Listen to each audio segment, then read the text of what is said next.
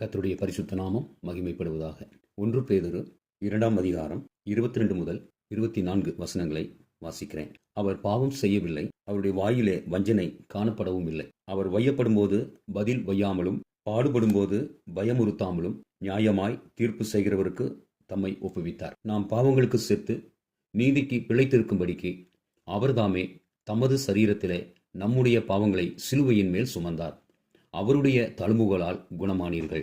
எபிரேயருக்கு எழுதின நிருபம் 12ஆம் அதிகாரம் 2வது வசனத்தையும் வாசிக்கிறேன். அவர் தமக்கு முன் வைத்திருந்த சந்தோஷத்தின் பொருட்டு அவமானத்தை எண்ணாமல் சிலுவையை சகித்து தேவனுடைய சிங்காசனத்தின் வலது பாரிசத்தில் வீற்றிருக்கிறார். நாம் வாசிக்க கேட்ட இந்த வேத பகுதியில அவர் பாவம் செய்யவில்லை, அவருடைய வாயிலே வஞ்சனை காணப்படவில்லை.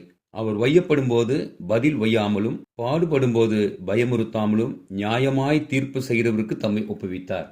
தம்முடைய பிதாவாகிய தேவனுடைய வார்த்தைகளின்படி அவருடைய வார்த்தைகளுக்கு கீழ்ப்படிந்து இந்த உலகத்திற்கு கடந்து வந்து 33 ஆண்டுகள் இந்த உலகத்திலே வாழ்ந்து அவருடைய சித்தத்தின்படி, அவருடைய வாக்கின்படி மனுகுலத்திற்காக இந்த சிலுவையிலே மரிப்பது அது அவருடைய சித்தமாய் இருந்தது.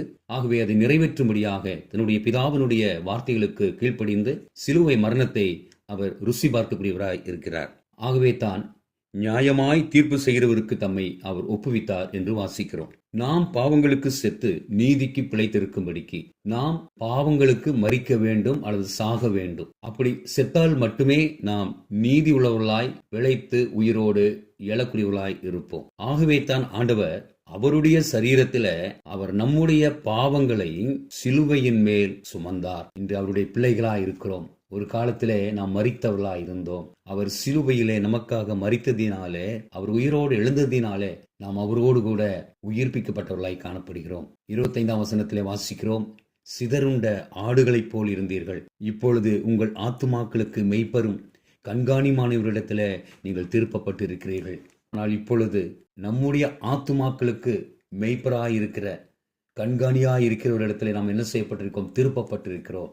இவை எல்லாவற்றிற்கும் மூல காரணமாய் அமைவது என்னவென்று தெரியுமா? தன்னுடைய பிதாவினுடைய திருவுள சித்தத்தின்படி நமக்காக அவர் கல்வாரி சிலுவையிலே மரித்தார் என்று பார்க்கிறோம். அந்த பாதை கொஞ்சம் கடினமான பாதை, பாடுகள் நிறைந்தது, வேதனை நிறைந்தது, அது காயங்கள் நிறைந்தது.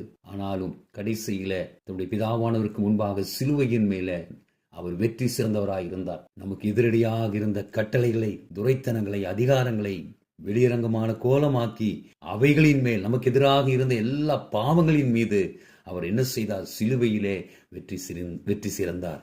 ஆகவே இந்த சிந்தனையோடு நாம் காணப்படுவோம். கர்த்தர் தாமே நம்மை ஆசீர்வதிப்பாராக. ஆமென்.